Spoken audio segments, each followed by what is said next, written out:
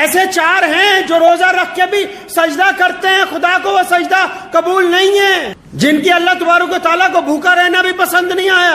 ایسے چار ہیں جو لوگوں کو صدقہ خیرات بانٹتے پھر رہے ہیں، پھر بھی ان کی یہ ادا اللہ کو بھا نہیں رہی۔ اللہ اکبر۔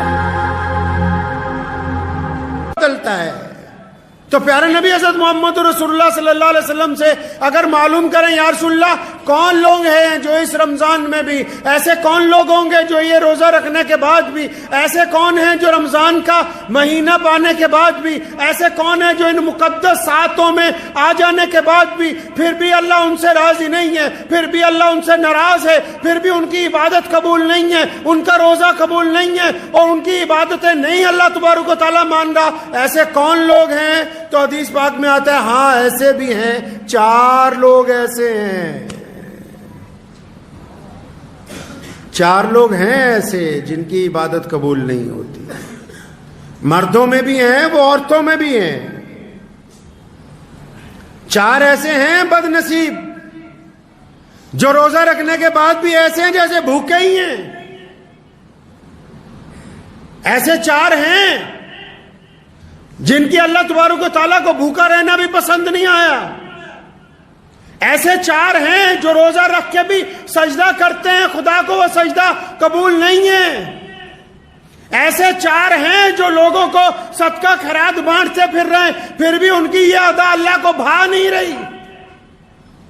کون ہے بھائی وہ چار لوگ؟ مردوں میں بھی ہیں عورتوں میں بھی ہیں، ان چاروں میں سے پہلے تلاش کر لیں کہیں اللہ معاف فرمائے کہ ہم میں سے کوئی شامل تو نہیں۔ اگر ہماری گنتی ان چار لوگوں میں ہوتی ہے تو اس کا مطلب ابھی ہم خسارے میں ہیں، ابھی ہم نقصان میں ہیں، ابھی ہم پریشانی میں ہیں۔ کون ہے وہ چار لوگ؟ آیا کہ سب سے پہلے رمضان کے اندر اس بندے کی مغفرت نہیں ہوگی، اللہ تعالیٰ اس کی دعا قبول نہیں فرمائیں گے جو بندہ شراب کا عادی ہو جائے اور رمضان کے اندر بھی شراب پینی بند نہ کرے تو اس کی مغفرت نہیں ہوگی۔ اب سارے کہنے گے شکر ہے بھائی ہم تو ان میں ہیں نہیں اکثریت، چلو ایک منزل تو پار ہوئی کہ وہ تو شرابی تو معاشرے میں بہت کم ہوتے ہیں، آدھوں نے شکر ادا کیا ہوگا کہ چلو جی ایک کیٹاگری میں سے تو ہم نکل گئے، پہلے والے فیس میں سے تو گاڑی آگے چل پڑی۔ فرمایا اس بندے کی بھی عبادت قبول نہیں، اس کا روزہ نہیں قبول، اس کی کوئی عبادتیں اللہ تعالیٰ کو پسند نہیں۔ یا اللہ کس کی پسند نہیں؟ نبی علیہ السلام نے فرمایا جو بندہ اپنے ماں باپ کا نافرمان ہے، جو بندہ اپنے ماں باپ کے آگے بدتمیزی کرتا ہے، جو بندہ اپنی ماں کا کہنا نہیں مانتا، جو اپنے باپ کا کہنا نہیں مانتا، جو من مرضیاں کرتا پھرتا ہے، جس نے ماں باپ کی رضامندی حاصل نہیں کی، رمضان میں اس کی مغفرت نہیں ہو سکتی ہے۔ پھنس گئے بہت سارے لوگ، کئیوں کی گاڑی رک گئی ہے، بڑی بدتمیزی کرتے ہیں باپ کے ساتھ، بڑی سخت لہجے میں بولتے ہیں ماں کے ساتھ کہ پتہ نہیں تجھے میں نے روزہ رکھا ہوا ہے۔ ایسے روزے کا کیا کرنا جو روزہ قبولیت جن سے ہونا ہے، جن کی وجہ سے روزہ قبول ہوگا، جن کے ادب کی وجہ سے روزہ قبول ہوگا، جن کے آگے نظریں جھکانے سے روزہ قبول ہوگا، جن کے پاؤں دبانے سے روزہ قبول ہوگا، تو ان سے بدتمیزی کرتا پھرتا ہے، ایسے بندے کی رمضان میں مغفرت نہیں ہو سکتی ہے۔ چنگے چنگے لوگ، اچھے اچھے لوگ جو باہر دنیا میں بڑے ولی بنے نظر آتے ہیں، ماں باپ کا احترام نہیں کرتے، اپنے ماں باپ کے پاؤں نہیں دباتے۔ ایک صاحب تھے بڑے معمولی سے دیندار، اور جو دعا کرتے تھے قبول ہو جاتی تھی، اور حالانکہ کئی گناہ بھی کرتے نے، تو بڑے حیران ہوئے امام صاحب، پوچھنے لگے تو کرتا ایسا کیا ہے کہتا میں نے تو آج تک یہ دیکھا ہے جو بھی مانگا ہے وہ قبول ہو جاتا ہے. کہاں جا کے مانگتا ہے؟ تو نماز پڑھتا ہے نکل جاتا ہے, کوئی لمبی دعائیں نہیں مانگتا. کہتا روز رات کو جب گھر جاتا ہوں نا اپنے باپ کے اطمینان سے بہت دیر پاؤں دباتا ہوں, پھر اپنی ماں کے پیر دباتا ہوں, پھر ان کے دونوں پاؤں کو اپنی بازوؤں میں لپیٹ کے سر رکھ دیتا ہوں اللہ تعالیٰ کی حضور. اور پھر میں نے آج تک اپنے ماں باپ کے قدموں میں سر رکھ کے اپنے اللہ کے آگے جو کچھ مانگا ہے وہ عطا ہوا ہے. آج تک کوئی دعا رد نہیں ہوئی ہے. خود پیارے پیغمبر کہیے صلی اللہ علیہ وسلم نے فرمایا کہ اگر میری امی زندہ ہوتی اور بلال تکبیر کہتے میں نماز کے لیے چلا جاتا, مصلی پہ کھڑا ہو جاتا, اور فرمایا میری والدہ آواز مارتی محمد, تو فرمایا میں نماز چھوڑ کے اپنی ماں کے پاس جاتا. اب جو لوگ اس گناہ میں ملوث ہیں رمضان میں بھی, کتنا خوبصورت موقع ہے, کتنے پیارے دن ہیں, کتنی پیاری راتیں, کتنا پیارا ساتھ ہے. اور اب تو اللہ تعالیٰ نے کتنی آسانی کروا دی کہ یہی جو واٹس ایپ ہے, یہی جو آپ کے ہاتھ میں موبائل پکڑا ہوا ہے, اگر ماں باپ دور بھی ہیں تو معافی کے چند جملے ندامت کے آنسوؤں کے ساتھ واٹس ایپ پہ ریکارڈ کر کے بھیجنے ہیں. چند باتیں فون پہ اپنی ماں سے کرنی ہے, اپنے باپ سے کرنی ہے. اور ماں باپ کے اللہ نے مادہ رکھا ہے معاف کرنے کا. اگر روزے دار اپنے والدین کو راضی کر لے گا تو پھر اللہ تبارک و تعالیٰ اس کا روزہ قبول کر لیں گے انشاءاللہ.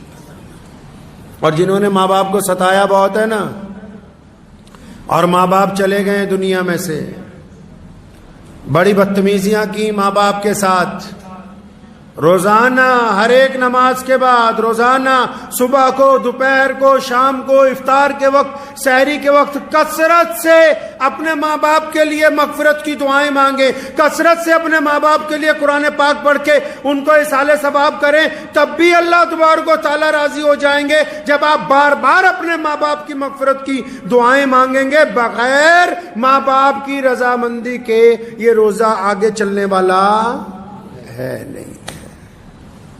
اب تیسرا بندہ بھی ہے بھائی, تیسرا بندہ بھی ہے جس کا کام پھنسا ہوا ہے. ایک اور ہے جس کا روزہ قبول نہیں ہو رہا. کون ہے بھائی تیسرا بندہ؟ کون پھنس گیا؟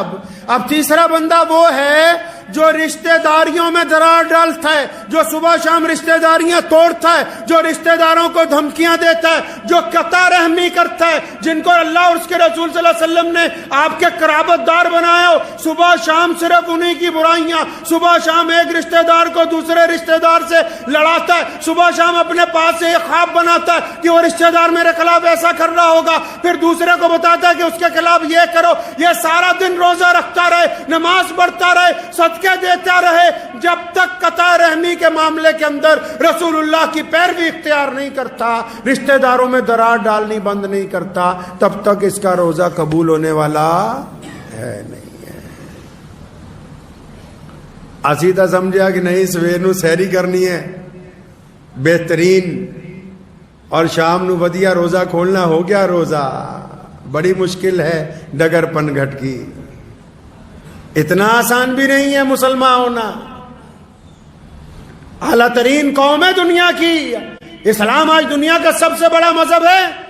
کائنات میں اللہ تعالیٰ نے سب سے زیادہ عزتیں, طاقتیں, دولت, روئے زمین کے خطے, سب کچھ اس قوم کو عطا فرمایا. ایسے ہی نہیں عطا فرمایا, اللہ تعالیٰ نے اپنے پیارے نبی حضرت محمد رسول اللہ کو صاحب خلق عظیم بنایا. قرآن نے کہا کہ یا رسول اللہ آپ اخلاق میں سب سے اعلیٰ ہیں, اور پھر رسول اللہ نے اپنے اخلاق کو بانٹا پوری کائنات کے اندر. یہ امت اعلیٰ ترین امت اس لیے بنی کیونکہ ان کا کردار سب سے اعلیٰ ہے, اس لیے اللہ تبارک و تعالیٰ نے ان کو پسند فرمایا ہے.